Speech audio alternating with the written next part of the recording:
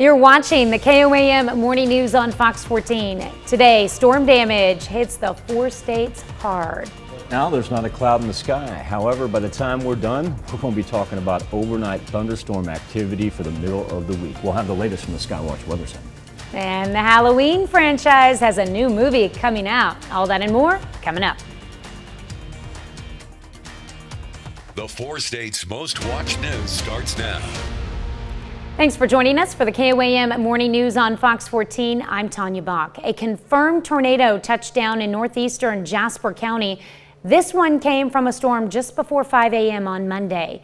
The National Weather Service confirms an EF0 tornado touched down in the area of Sumac Road and County Road 40. The tornado nearly paralleled County Road 40 heading north, where it lifted near Barton County Boulevard. The tornado caused damage to trees along its path and also knocked down irrigation systems and destroyed an outbuilding at a home along Barton County Boulevard.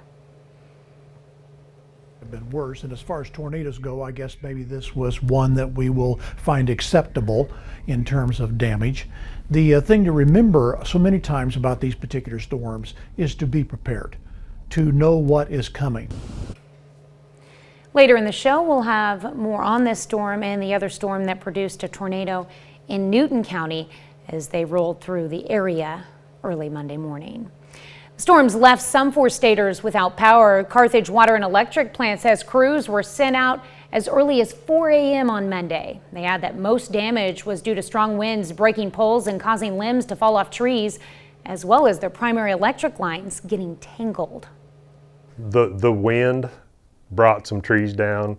It tangled some of our primary lines together, so it was kind of a mixture of lines twisted and then trees coming down onto our primary. Power plant says initial damage from the storm overnight has been taken care of. Severe storms also moved through Oklahoma yesterday, spawning several reported tornadoes and bringing heavy rain and lightning to the area. Storms are being blamed for damaging structures and knocking down trees and power lines. Joplin police released the names of 2 people who are the subjects of a death investigation. They are 87-year-old Arlene Smolik and 88-year-old William Smolik. The 2 were found dead with gunshot wounds in their home on the 1300 block of Massachusetts Street in Joplin. Arlene was found inside, William outside in the backyard. Police say they are not seeking a suspect at this time. A new report says 1 in 4 pieces of critical infrastructure in the U.S. face substantial risk of being rendered inoperable by flooding. The report was prepared by the First Street Foundation, which is a nonprofit research and technology group. It considers critical infrastructure to include police and fire stations, hospitals, airports, and wastewater treatment facilities. The study also found 23% of the roads in the U.S. are at risk of becoming impassable due to flooding. The most at-risk regions of the U.S. are in Louisiana and Florida. A pedestrian from Kansas is dead after being struck by 2 hit-and-run drivers near Arrowhead Stadium as the man was leaving the Kansas City Chiefs game. Police are searching for the drivers who fled the scene Sunday night. The victim was a 66-year-old man from Wichita. Police say the man and another person left the game early, so traffic crews were not yet on the scene to assist with exiting. The second person was not hit. Police say the victim was hit by a vehicle and while lying in the roadway was run over by a second vehicle. The man died at the hospital. It's important that these drivers get in touch with us, okay? It's as this story becomes more publicly known, they will obviously know they've hit a person. And we're left to no other conclusion than that they're trying to conceal their identity when that becomes the case and we still don't hear from them. Joplin Health Department is reporting 2 more COVID-19 related deaths. Officials say the patients were a 64-year-old man and a 44-year-old woman. The latest deaths bring the city's total to 175. Data shows that most of the people who participated in Missouri's COVID-19 vaccine lottery were already immunized before the program started. The incentive program started in July as Missouri struggled to control a surge in cases driven by the more transmissible Delta variant in less vaccinated communities. Missouri Department of Health and Senior Services conducted the last of the drawings in the program Friday. Among the participants, 57,117 adults got the shot after the program was announced, while nearly 600,000 got the shot beforehand. Superman, or rather Superman's son, is set to come out as bisexual in an upcoming comic series. The 5th issue of the DC comic series follows John Kent, who is the child of Clark Kent and Lois Lane, as he becomes Earth's new Superman and grapples with the immense weight of his new role. In the comic, the Man of Steel enters into a queer relationship with a male reporter. Images from the comic show the two sharing a kiss and sitting together atop a building. Fans can read more about Kent's burgeoning romance when the 5th issue of Superman, Son of Kal-El, is released on November 9th. There you go. Number one, I Saga didn't know continues. Superman had a son. I didn't either, but it kind of makes sense. Well, no, because it takes me back to Mallrats and the great debate. Lois Lane could never have Superman's baby. Oh, because it would just be, no. You'll have to watch Mallrats. Oh, no, I've This seen is a Mallrats. family-friendly show. Yes, I'm aware of Mallrats. Okay, then you know. Yeah, it's been a while. Yeah. That's the first thing I thought about when I'm like, Superman has a son? Wait a second, this goes back to Mallrats. We've had this debate. Well, this proves them wrong. We don't know if it's Lois's. Their debate was Lois Lane couldn't have Superman's baby. That was the debate. So you're thinking they adopted or got a surrogate mother? I'm all about adoption. It's very important in my life. All right, live look outside of Television City. There's one of our 2 towers with a satellite array, not a cloud in the sky as far as what we have. It's 7th range line, cloud cover very, very light and gorgeous.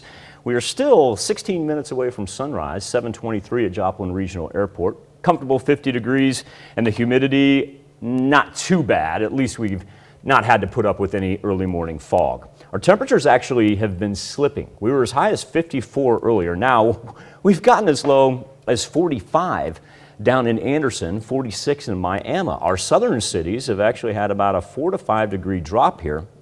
And in, I would say, past couple of hours, and even Fort Scott and Nevada that were comfortably at 50, 51 have slipped below the 50 degree mark. So it's time for a little rebound, and with all the clear skies, once the sun does take effect, we'll warm up pretty fast. That cloud cover, it'll be here this afternoon, but it's going to take a little while. Not a whole lot going on in the contiguous 48, although the west of the Rockies, they are preparing for even some winter storm activity.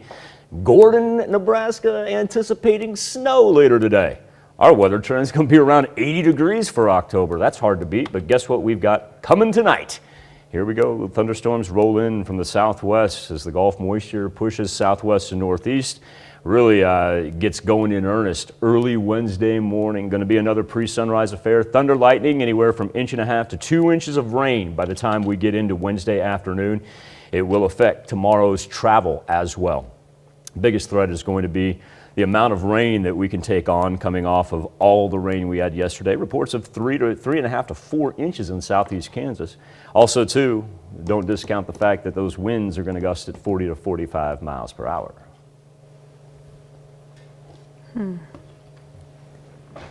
doing a little Superman research, trying to find out for sure. I'll just go watch Mallrats again. I know. Well, I mean, they say it is. They say it is Lois Lane's son. So there you have it. Where do they get these wonderful toys? Up next, Elon Musk is back on the internet, and this time it's to tease Jeff Bezos. And later, the results of Gabby Petito's autopsy set to be revealed this afternoon. You're watching the KOAM Morning News on Fox 14. New research finds many breast cancer patients are keeping quiet when it comes to telling their healthcare providers about their cannabis use, and a common diuretic may help treat Alzheimer's disease. Bradley Blackburn has a look at the day's top health stories.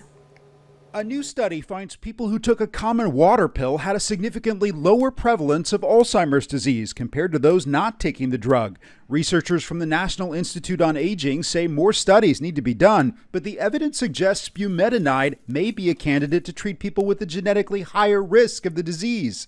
Almost half of adult breast cancer patients in the United States use marijuana and hemp, but most of them don't discuss it with their doctors. That's according to research published in the Journal of the American Cancer Society.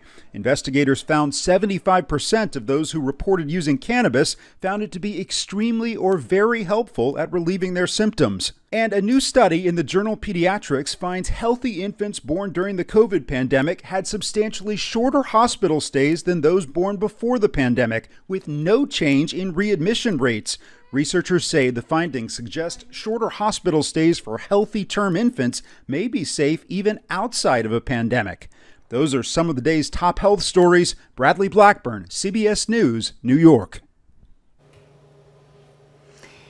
Elon Musk's personal wealth has just grown larger. Elon Musk is teasing Jeff Bezos because of their widening wealth gap. Musk tweeted the Amazon founder a second-place medal on Monday. Oh, that's being a good sport, isn't it? Musk is the richest man in the world with $222 billion. Bezos follows behind, worth nearly $192 billion. Must be hard to be that far behind. Two companies Musk founded, Tesla and SpaceX, have been growing in value. Somebody's got to be number one. That's right. And I'm sure they're just teasing each other all in good fun. If, in the words of Tom Cruise, if everybody's doing it, then there's a lot of guys doing it, and only one can be the best. Live look over 7th and Rangeline. What a gorgeous, gorgeous start. We deserve it coming off the severe weather we were cleaning up with all afternoon, and it'll be a continued morning and afternoon to do that cleanup because remember, we've got additional thunderstorm activity coming tonight into tomorrow morning. Temperatures ranging anywhere from 45 to 51. So it is a little cool outside right now. And compare that to where we were yesterday when we were coming off the severe weather, and it's dropped anywhere from about 8 to 12 degrees cooler as far as the Skywatch Storm Tracker. That is why that sunrise is so pretty right there. Cloud cover hangs off to the northwest. Now, speaking of the northwest, that is exactly where we've got a low pressure system running from the Four Corners up into northeastern Colorado. And this thing's going to drag across the plains with that top part making a jaunt into the northern plains. And then the lower part, it goes through central Texas. What that's going to do is allow the Gulf moisture to creep in. That, number one, is a result of the increasing cloud cover that we have for the afternoon. And then number two, by the time we get into tonight, we start with scattered rain pre-sunrise or pre-sunset. But then after sunset, early Wednesday morning, here we go. We are rocking and rolling with 1.5 to 2 inches of rain, thunder, lightning, wind gusts up to 40 miles per hour. When we look at the severe thunderstorm risk map, we do see that we have portions of low inside southeast Kansas. Now that elevated risk, it stays off to the west of us. The tornado threat actually stays west of Wichita. So hopefully we can get out unscathed with that compared to what we had yesterday morning. 7:30. Movie in the horror saga of Michael Myers and Laurie Strode heads to theaters this week. Our man Rick Damigella looks at the cinematic history of Halloween. John Carpenter's Halloween arrived in theaters in 1978 and has continued to scare audiences through sequels, spin-offs, and reboots. Halloween was, kind of a descendant of Psycho and Black Christmas, but Halloween became the standard. It became the movie that all other horror directors, horror writers aspired to do. There's a reason we're supposed to be afraid of this night. Universal Pictures revived the franchise in 2018 with a direct sequel to the 1978 film, ignoring the other movies released over the decades. It's an interesting thing, and I've heard the term choose your own adventure, if you remember those books from when you were a kid, because if you want to see the Laurie Strode film, you can watch, the first film and then go to 2018 and Halloween Kills. If you want to see Danielle Harris and Jamie Lloyd and her story, you could watch 4 and 5. And, well, I guess you can watch 6, but you're going to be sadly disappointed. Director David Gordon Green's Halloween Kills picks up moments after his 2018 film. I love Michael Myers, and I love the mythology, the very scattered mythology in the series. I think David Gordon Green has elevated this series. We're caring about the characters again. They're not just the stereotypical teenager, the slut, the jock, the whatever you have. These feel like real people. 40 years ago, the boogeyman came for us. We are the survivors of Michael Myers. Watching with the lights on in Hollywood, I'm Rick Damigella. Hollywood creeps into theaters and into your home through Peacock on Friday, October the 15th. Be back with Four-State Hero right after this. It's time to honor today's Four-State Hero, Corporal Elvin Jabin in the U.S. Army. The soldier from Independence, Kansas, joined the 5th Regimental Combat Team in 1952. He fought at Hamburger Hill during the Korean War, earning the Presidential Unit Citation and 2 Bronze Stars. To Corporal Elvin Jabin, we thank you, our Four-State Hero. What happened to Gabby Petito? Today we may get some answers about how the 22-year-old died. But as Brett Conway reports, her family thinks one person has all the answers, if police can find him. I knew she was gone. As a mom, I knew she was gone.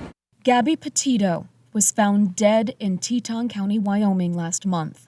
The FBI said the manner of death is homicide. But how? It's a question the coroner may answer today when he shares the results of Petito's autopsy. But other answers might not come until police find her fiancé, Brian Laundrie, who returned home to Florida from their cross-country trip without her, more than a week before she was reported missing. Then he went missing too. Laundrie's parents say he told them he was going to a Florida nature reserve. Police say they'd been monitoring him as best they could before he vanished, but at that point, Laundrie hadn't been charged with anything. I mean, the guy goes for a walk in the Carlton Reserve. He's not wanted for a crime. I mean, what are we supposed to do? We're going to go tree to tree, following him back through the woods? I mean,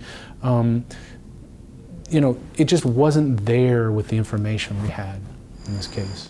Now, Laundrie is the subject of a federal arrest warrant accusing him of using someone else's debit card. So if they find him, now they can take him in. But police say they haven't found any physical signs of him, and none of the tips from the public have panned out. He's the key. He's the key to the puzzle. Yeah, what happened out there? You know, until they find him, we won't know. We believe he knows everything. I'm Britt Conway reporting. Another half hour of news and weather is just ahead. Coming up on the KOAM Morning News on Fox 14, the Jewish community in Vermont protests Ben and Jerry's. Love that story. And high school seniors bring attention to cancer research in an attention-grabbing way. You're watching the KOAM Morning News on Fox 14. We'll be right back. It's Most Watched News starts now. Welcome back to the KOAM Morning News on Fox 14. It's currently 7:27. Let's take a look at today's top stories. Monday's storms produced one confirmed tornado in Jasper County and another confirmed tornado in Newton County. KOAM's Chris Warner has more on those storms and the damage they left behind. They found that this storm was an EF0, which of course is the smallest measurement they have for a tornado. Jasper County Emergency Manager Keith Stammer says the National Weather Service in Springfield provided that confirmation Monday afternoon. It was one of 2 tornadoes that touched down in southwest Missouri from the late night storms. The damage it left behind was thankfully minor, but it did destroy an outbuilding at this home on Barton County Boulevard and also damaged irrigation systems in nearby fields as well as trees and power lines. There was some land, of course, that had been scoured in the area. Fortunately, no loss of life and apparently no injuries. This tornado touched down just before 5 Monday morning around Sumac Road and roughly paralleled County Road 40 heading north before it lifted just north of Barton County Boulevard. The peak winds were estimated at 85 miles an hour, and thankfully, the storm remained in a fairly rural part of the county. The storm certainly could have been worse, and as far as tornadoes go, I guess maybe this was one that we will find acceptable in terms of damage. The thing to remember so many times about these particular storms is to be prepared. to know what is coming. This wasn't the only tornado in southwest Missouri. About 3 hours earlier, from a separate group of storms, an EF1 tornado touched down in Newton County near County Highway AA. This storm left this damage behind along Jaguar Road as it tracked north in between Jaguar Road and I-49 before lifting 3.5 miles later near Oak Road, just southwest of Neosho. Like the Jasper County tornado, there were no fatalities or injuries reported. While October tornadoes are rare, Stammer has an important reminder for everyone in the 4 states. Tornadoes can happen at any time, although as you get into the cooler months, they tend to be not as strong. So we still have to be vigilant, still have to be aware. In Jasper and Newton counties, Chris Warner, KOAM News. Storms left some 4-staters without power. The Carthage Water and Electric Plant says crews were sent out as early as 4 a.m. on Monday. They add that most damage was due to strong winds breaking poles and causing limbs to fall off trees, as well as their primary electric lines getting tangled. Brought some trees down. It tangled some of our primary lines together, so it was kind of a mixture of lines twisted and then trees coming down onto our primary. Power plant says initial damage from the storm overnight has been taken care of. Severe storms also moved through Oklahoma yesterday, spawning several reported tornadoes and bringing heavy rain and lightning into the area. The storms are being blamed for damaging structures and knocking down trees and power lines. Joplin police released the names of 2 people who are the subjects of a death investigation. They are 87-year-old Arlene Smolik and 88-year-old William Smolik. The 2 were found dead with gunshot wounds at their home on the 1300 block of Massachusetts Street in Joplin. Arlene was found inside, William outside in the backyard. Police say they are not seeking a suspect at this time. A new report says 1 in 4 pieces of critical infrastructure in the U.S. face substantial risk of being rendered inoperable by flooding. The report was prepared by the First Street Foundation, which is a nonprofit research and technology group. It considers critical infrastructure to include police and fire stations, hospitals, airports, and wastewater treatment facilities. The study also found 23% of the roads in the U.S. are at risk of becoming impassable due to flooding. The most at-risk regions of the U.S. are in Louisiana and Florida. Pedestrian from Kansas is dead after being struck by 2 hit-and-run drivers near Arrowhead Stadium as the man was leaving the Kansas City Chiefs game. Police are searching for the drivers who fled the scene Sunday night. The victim was a 66-year-old man from Wichita. Police say the man and another person left the game early, so traffic crews were not yet on the scene to assist with exiting. The second person was not hit. Police say the victim was hit by a vehicle and while lying in the roadway was run over by a second vehicle. The man died at the hospital. It's important that these drivers get in touch with us, okay? It's as this story becomes more publicly known, they will obviously know they've hit a person. And we're left to no other conclusion than that they're trying to conceal their identity when that becomes the case and we still don't hear from them. Joplin Health Department is reporting 2 more COVID-19 related deaths. Officials say the patients were a 64-year-old man and a 44-year-old woman. The latest deaths bring the city's total to 175. Data shows most of the people who participated in Missouri's COVID-19 vaccine lottery were already immunized before the program started. The incentive program was started in July as Missouri struggled to control a surge in cases driven by the more transmissible Delta variant in less vaccinated communities. Missouri Department of Health and Senior Services conducted the last of the drawings in the program on Friday. Among the participants, 57,117 adults got the shot after the program was announced, while nearly 600,000 got the shot beforehand. Tuesday is a celebration of one of America's oldest industries. It's National Farmers Day. October 12th is a perfect time to honor the hardworking farmers across the country. They deserve a rest as harvest season comes to an end. Farmers provide food for our table and some of the clothes we wear. To celebrate National Farmers Day, go out and buy some fruit and vegetables from a local farmers market. You can also visit a nearby farm for a fun fall activity and thank a farmer in person. Thank you all for everything that you do. It's you're greatly underappreciated, and we know that. And for all of us here, a hearty thank you. Live look outside the television studio. Farmland just around us, as a matter of fact. The skies are beginning to illuminate the satellite array outside of Television City. 50 degrees in Joplin, 51 in Chanute, pair of 50s in Monette and Castroville, 46 though in Miami and in Grove. Wind's been light and variable. We will take it, eventually moving in from the south-southeast, just 5 to 10 miles per hour today. Shouldn't pose any problems, with the cloud cover still hanging off to the northwest, even though it's going to increase as we work through Tuesday. Give you an idea, the jet stream going to feed us some warmer temps. So even with that cloud cover, still looking at an afternoon close to, if not a little bit above, 80 degrees. Then we prepare for what we've got going on tonight into tomorrow. Starts as just some rain showers here shortly before sunset, but then once we get into Wednesday morning, here comes the heavy stuff. We're talking about not only 1.5 inches to 2 inches of rain through Wednesday afternoon, thunder, lightning, and the whole nine. Wind gusts of 40 miles per hour as it eventually ducks off early Wednesday afternoon. Flooding is going to be a concern because those rain totals since Sunday have consistently been 2.5 to 3.5 inches, especially when we look up through portions of southeast Kansas. 7-day forecast has mild temperatures Wednesday and Thursday. A cold front takes us down to the 60s for Friday and Saturday. Be back with more KOM Morning News on Fox 14 right after this. In Vermont, Jewish people are asking their home state, Ben & Jerry's, to stick to serving ice cream, not hate. Starting next year, the company says it will stop selling its ice cream in the occupied Palestine territory, including the West Bank and Jerusalem. Melissa Cooney explains why that decision is bringing out protesters.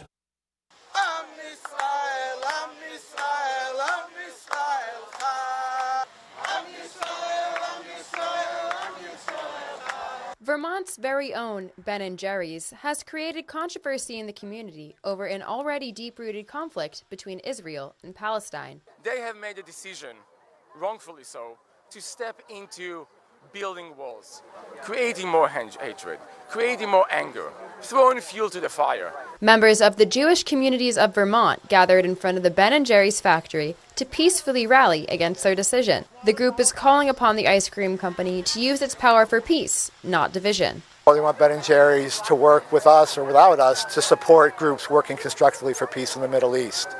And if that means rescinding their decision, that would certainly be appreciated, because we think boycotts and the perception that it's tied to the BDS movement just pushes people further away. Rallygoers argue Ben & Jerry's could instead be using its resources to invest in positive, productive initiatives. If Ben & Jerry's want to take a stand, which they should, I think everyone should, it's putting all the efforts and all the things that are working and make them work even more. So, yeah, to kind of give rise to an amazing project of youth together, amazing project of scientists together. Counter-protesters there shared a different perspective. Because I'm a Palestinian, my kids are half Palestinian, half Americans. So we're here to show that we like that move. We like what they did for supporting Palestine. Ben & Jerry's realized that it shouldn't be sold, their ice cream shouldn't be sold. It makes absolute sense. Regardless of differing opinions, the Jewish communities of Vermont says it's thankful to Ben & Jerry's for giving the group permission to use the factory as the rally grounds. But protesters will continue to hold them accountable in a way only Vermonters can. We're calling out on them on what they've decided to do, and we're taking them elsewhere, on the right path, on the path that ought to be. Peace, love, harmony, coexistence, chunky monkey for all, as I said. The company's co-founders Ben Cohen and Jerry Greenfield, who no longer own the ice cream franchise, have also publicly stated that they agree with the choice. On its website, Ben & Jerry's explains the move should not be interpreted as part of the boycott, divestment, and sanctions or BDS movement against Israel. Fun fact about Vermont, it does not contain one city with a population of more than 45,000 people. KOM News Now Facebook page and our morning Insta poll. Columbus Day or Indigenous Peoples Day, as cities and towns across the nation are declaring what is traditionally celebrated as Columbus Day, which was yesterday, as Indigenous Peoples Day. Columbus, a controversial figure in history, celebrated in the United States. Our question to you, is, should Columbus Day be changed to Indigenous Peoples Day? It's been close and back and forth all morning long. Right now, 53% of you say no. Keep it as it is. 47% say yes. Appreciate the engagement. You can go to KOAMNewsNow.com/vote. Connect to us via Facebook. Back with Consumer Watch next.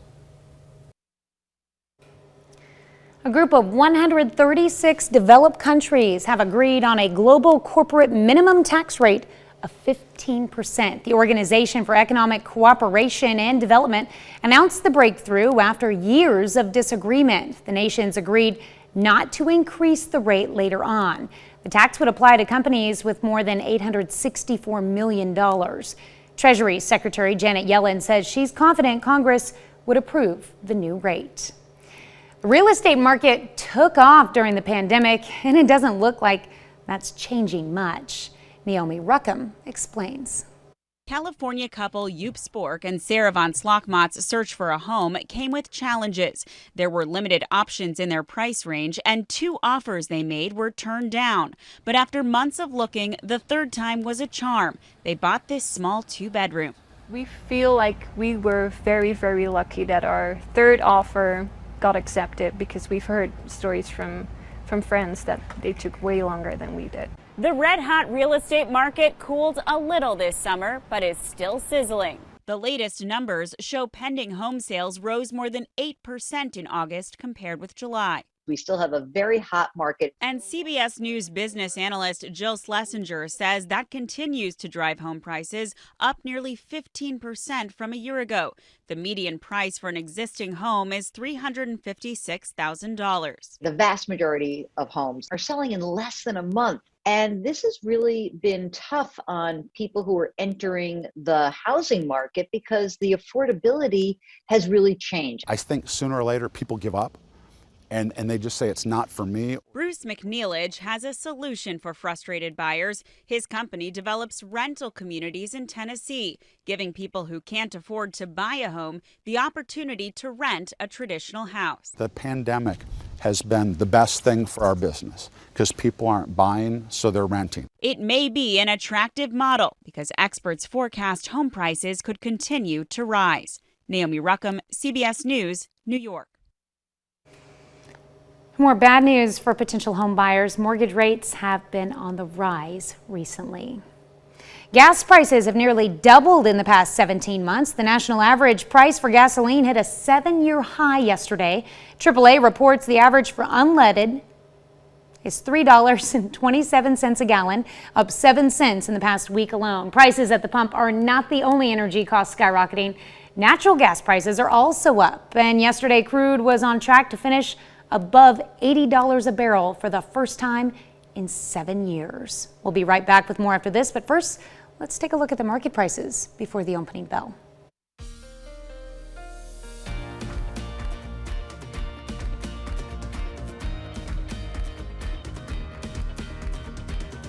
Some seniors at Ladue Horton Watkins High School in St. Louis, home of the Rams, let their hair down for a worthy cause. They were inspired by one brave little girl. These seniors look to bring attention to cancer research and also raise money for it. It's fun to have long hair, and it's also fun to have short hair. Okay, selfie. At Ladue High School, today is a good hair day. All right, look here, guys. 17-year-old Aiden Dugan has been growing out his hair for 2.5 years. I'd grown it out about 9 inches, I want to say 10 inches. But even though he still needs to take his all-important senior pictures, Thank you all for coming. He's about to shave it all off. To say I'm proud isn't, just such an understatement. This is my 4th year donating my hair. This is all part of a fundraiser for the St. Baldrick's Foundation, which raises money for childhood cancer research. And few know better than Aiden why that research is so important. Aiden's sister Ari was one of those rare people who created her own sunshine. She was always this bubbly, fun person, always telling jokes. When she was just 3, Ari was diagnosed with neuroblastoma, a cancer that develops in nerve tissue and usually affects kids under age 5. No one so little should have to go through so much, but it never dimmed Ari's smile. From 3 to 11, she was in and out of the hospital. Doctors and nurses were her friends, and she made the best of her time. Parents are supposed to plan their children's future. They aren't supposed to plan funerals. But in November of 2017, Ari passed away. The person behind you, Megan. All right, there you go. Let me see it. So this day isn't about hair, it's about heart. There we go. And though Aiden likes his long locks, something important happens when he shaves it off. I would get questions about it, and I could help spread awareness that way. Yeah, Perry. In fact, some of Aiden's friends put their vanity aside to shave their heads in support. We're in our head a lot, kind of thinking about ourselves, so I think it's just a really good thing to just think about someone else for a change. Less than 4% of the federal budget for cancer research is dedicated to childhood cancer. So that's why families like ours, we have to raise money in order to save our kids. Honoring his sister by going a cut above. One young man showing us all that bald can be beautiful.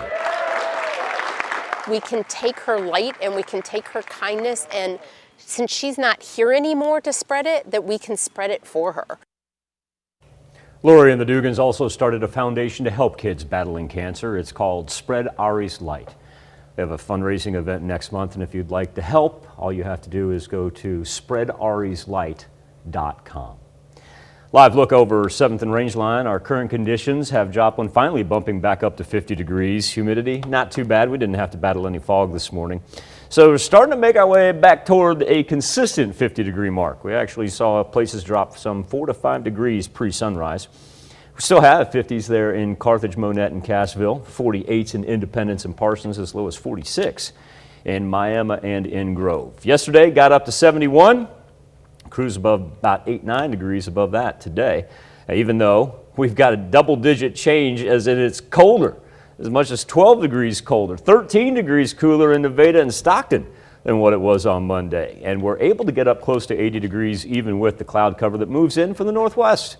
See the jet stream right there? You notice the big dip in it? We're about right there and about right there. Well, that mimics a nice little low pressure. It's going to make its way, the top one toward the northern plains, the other one into central Texas, kind of nudge everything our way. And that's why the thunderstorm activity will be upon us late tonight, all the way in to Wednesday morning. Starts with showers pre-sunset. That's not looking too bad. Now here we go. Early Wednesday morning, we're rolling it in. Thunder, lightning, and the wind. And look at that. Still lasting all the way into really the early afternoon on the eastern part of southwest Missouri. Here's a problem with those rain totals since Sunday. Pushing up 3.5 inches through portions of SEK. Flooding is going to be a concern as this thing continues. Now, the severe thunderstorm risk map does put us in the low category, especially as you work out to the west. The tornado threat, it stays to the west of Wichita, but it's going to be high winds as well. So perhaps even more power issues coming off of what we had yesterday morning, as it will gust 40 to 45 miles per hour. Temperatures mild after that, so we'll go 76 and 75 on Wednesday and Thursday. Then look at that cold front. Pair of 66s on Friday and Saturday. Be back, wrap up this edition of the KOAM Morning News on Fox 14 right after this. Have you ever heard? Welcome back to the KOAM Morning News on Fox 14. Here's what's happening today. Las Vegas Raiders coach John Gruden is resigning over old emails, and that's according to the NFL Network.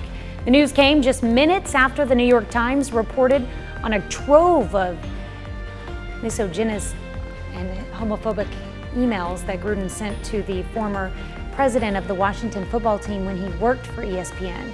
NFL discovered the emails while investigating the team for an unrelated issue. Well, Texas is banning COVID-19 vaccine mandates. Governor Greg Abbott signed an executive order prohibiting any entity, including private businesses, from mandating employees get their shots. The ban is at odds with President Biden's agenda. He has instructed the Labor Department to prepare an emergency rule requiring companies with more than 100 employees to implement vaccine or testing mandates. And Southwest struggles continue. The airline has canceled more than 2,000 flights since Friday and expects cancellations to continue today. Southwest blames the weather and, quote, other constraints. Southwest Pilots Union is pushing back on speculation that the issues are related to the company's pending vaccine mandate.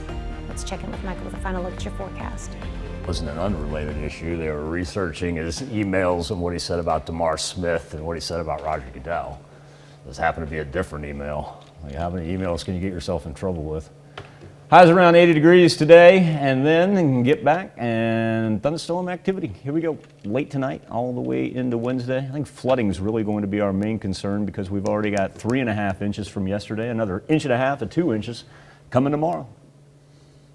Oh, thought we had baby rhinos, my bad. No rhinos. Maybe That's tomorrow. Cool. Maybe tomorrow. I can talk about John Gruden. No? Go for it. Go for it. No, I mean, yeah, I don't care if you resign. We don't have enough I time. don't care if you resign or if you're going to get fired. 6-1, half dozen on that one. I'll put, should have happened. Thank you so much for letting us put the good in your morning. More news and weather when we see you at noon. Have a great morning and an even better day.